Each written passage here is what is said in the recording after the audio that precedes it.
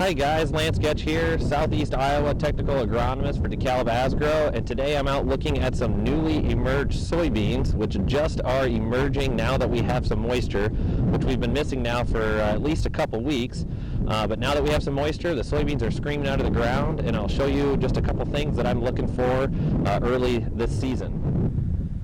So I'm out here looking at some soybean plants that are now emerged, and it's in a field that has quite a bit of trash on top, but emergence is still pretty good. We're finding in these measurements about 3 to 4 plants per foot of row, and I'll throw up a chart right here, but 3 plants per foot of row in 15-inch rows puts us right around 100,000 plants per acre, and 4 plants per foot of row puts us right around 140,000 plants per acre. And this was planted right around 155,000 plants per acre, so emergence is really good here. We also know that these soybeans are fully treated, and there's a couple different options that we offer. There's the basic and the standard option. The standard option offers just a little bit higher level of treatment for the fungicides, 3 different fungicides that are applied to the seed, plus there's an imidacloprid, which is the insecticide, which gives us some better protection, especially early on when you have some early season pests. So we'd really recommend that you apply a full treatment, and on top of that, we'd even recommend that you apply an Allevo seed treatment, especially when you're planting early. Allevo helps protects us against sudden death syndrome, which is known to be more present when we have these colder, wetter soils, which we've experienced in some geographies that planted a little bit early, and then also gives us some nematode protection.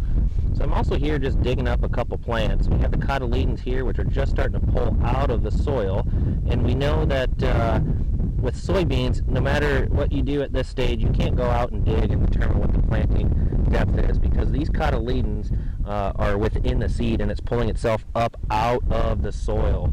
And when the cotyledons are out of the soil, the plant will really start to take off. But you also have to be careful to be not doing any field work at this point, no spraying or anything.